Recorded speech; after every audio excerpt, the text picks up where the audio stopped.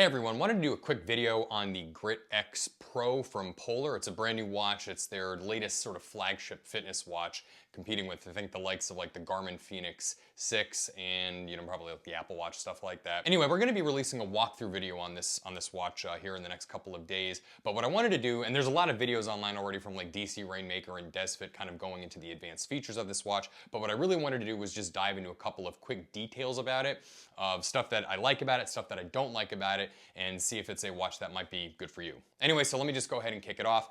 Some pros about the watch.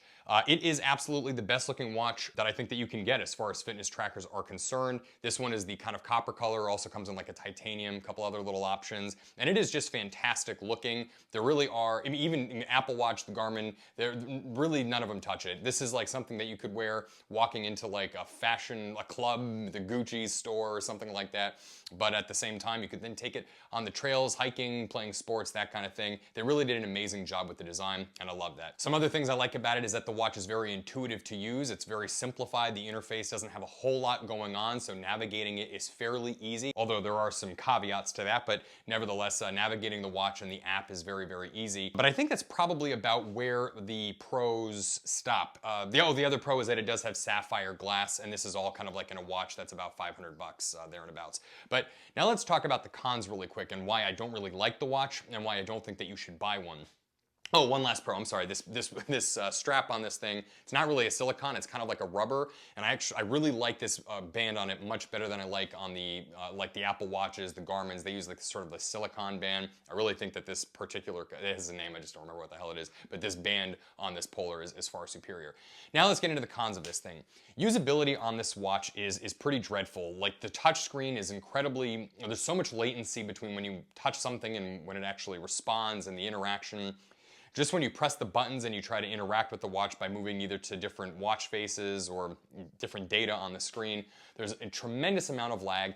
Operating this thing is kind of like operating the Apple Watch Series 1. There's just, it's so clunky, and there's really no excuse that a technology product, much less a fitness watch in 2021, almost 2022, behaves this way. I really think that Polar did a disservice with how they tuned the processor in this thing. They really needed to speed it up to kind of make usability in general just a lot more fluid. For example, when you're trying to start a workout, you're kind of having to scroll through all of your different like workout options, like, running, walking, hiking, this kind of thing. And there's this little delay as to when the actual exercise pops up. There's also some issues potentially with accuracy. There are some videos online where people have done like some accuracy tests with the heart rate monitor on it.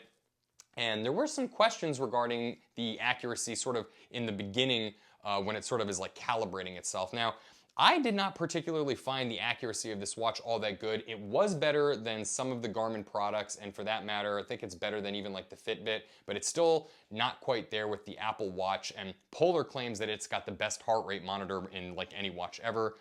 This thing does have an O2 sensor in there too, and it's got like sleep tracking and all that other kind of stuff, so it's really kind of pretty well equipped for anybody needing sort of an all-around health fitness watch. But also something like battery life. Practically speaking, you're only going to get about 4 days out of this thing, when like the Garmin 6 or even the Instinct Solar, you can get anywhere between like 2 weeks and a month.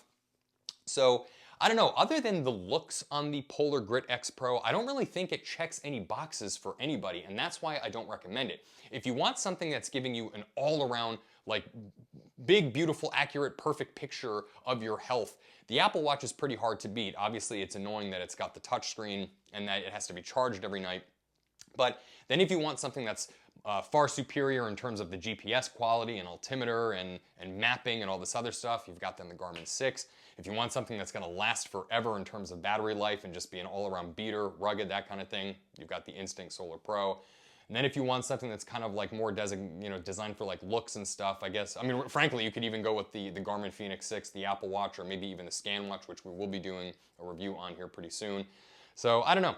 Other than the looks of this watch, there's nothing really about it that I love enough to keep it and or recommend it. If you have a Polar Grit X Pro and you like it and you think that I'm wrong, let us know in the comments section. I'm not trying to yuck anybody's yum, but if you are on the fence about buying one and you're trying to think about whether you should buy the Garmin's or the Apple Watch, I think you should stick with either the Garmin's or the Apple Watch. And I'm not the biggest Apple Watch fan, and I'd still probably rather have one of those than the Polar Grit X Pro. Anyway, quick little rundown of the Polar Grit X Pro.